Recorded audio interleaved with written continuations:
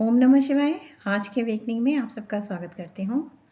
आज हम बात करेंगे हिंदू धर्म में प्याज और लहसुन वर्जित क्यों, यानी प्याज और लहसुन हमें व्रत में क्यों नहीं खाना चाहिए। वीडियो को अंत तक देखिएगा, आपको अच्छा लगे तो लाइक करें और सब्सक्राइब करें। मान्यता के अनुसार दुर्वासा ऋषि उन्होंने देवताओं को श्राप दे दिया था। देवताओं को, जिसमें कि इंद्रदेव थे, उनसे वो क्रोधित होकर उन्होंने शाप दिया और उनका ऐश्वर्य और शक्ति क्षीण हो गई, मीन्स कम हो गई।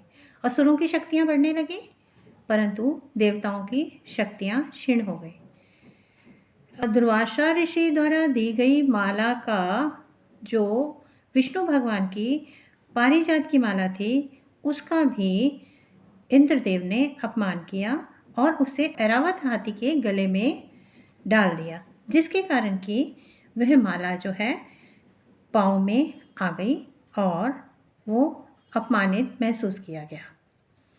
चलिए आगे बात करते हैं कि समुद्र मंथन किस लिए किया गया।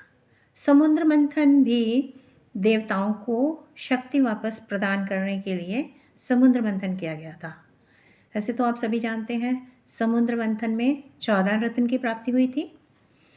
समुद्र में मंदराचल पर्वत और विष्णु भगवान ने कछुए का अवतरण लेकर उसके ऊपर मंदराचल पर्वत को स्थापित किया गया और वासुकी नाग से रस्सी बना करके देवताओं और असुरों ने उन्हें खींचा और 14 रत्नों की प्राप्ति की, जिसमें सर्वप्रथम हलाहल कूट निकला। तो आप सभी जानते हैं, हलाहल कूट को भगवान शिव ने धारण किया, क्योंकि वो इतना ज्वलनशील था कि उसकी एक भी बूंद अगर धरती पर गिरती तो पूरी सृष्टि का नाश हो सकता था। सभी देवताओं के आग्रह पर भगवान शिव ने विष को अपने कंठ पे धारण किया। अपने कंठ पे धारण करने से वो ये भी संकेत देते हैं कि हमें बुरी बातों को अपने गले पर ही रखनी चाहिए, उनको गले से नीचे नहीं उतारनी चाहिए, क्योंकि वे विष के समान होती हैं जो हमारे रिश्तों को भी प्रभावित कर सकती हैं। जब शंकर भगवान ने विष हलाहल का पान किया तो उनका कंठ नीला पड़ गया, इसी के कारण वो नीलकंठ भी कहलाए। उसके बाद जब एक एक करके रत्नों की प्राप्ति हुई तो उसमें सर्वप्रथम हलाहल कूट विष निकलने के पश्चात कामधेनु गाय प्रकट हुई, 7 घोड़े, ऐरावत हाथी, पारिजात वृक्ष और अप्सराएं, कौतुक मणि, धन्वंतरी और अंत में कलश लेकर जिसमें कि अमृत था वो आया। कलश का प्रकट्य भी सबसे अंत में हुआ, क्योंकि असुर जो थे वो ताकतवर थे। उन्होंने अमृत का कलश अपने हाथ में रख लिया और अमृत पान करके वो अमर होना चाहते थे, परंतु सभी देवी देवताओं ने भगवान विष्णु को बताया कि आप जो हैं इनके हाथ से कलश लें। उसके चलते भगवान विष्णु ने मोहिनी रूप अवतार लिया। मोहिनी के रूप में अवतरित होके जब वह प्रकट हुई तो असुरों के हाथ से उन्होंने कलश लिया। कलश उनके रूप को देखकर असुरों ने उन्हें सौंप दिया।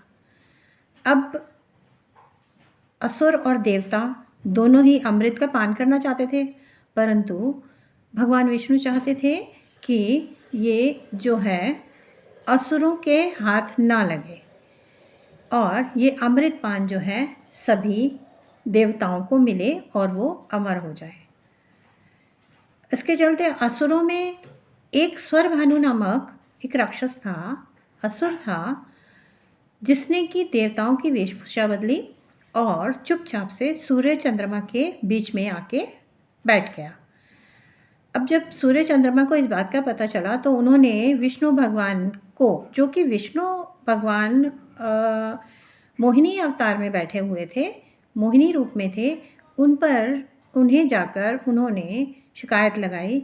उस वक्त जब भगवान विष्णु को इस बात का पता चला कि स्वरभानु नामक राक्षस जो है अमृत पान कर चुका है, तो उन्हें क्रोध आया और उन्होंने एक चक्र निकाला और उस चक्र से स्वरभानु नामक राक्षस का सर धड़ से अलग कर दिया। जब स्वरभानु नामक राक्षस का सर धड़ से अलग हुआ तो जो उनका सर था वो राहु कहलाया और जो धड़ था वो केतु कहलाया।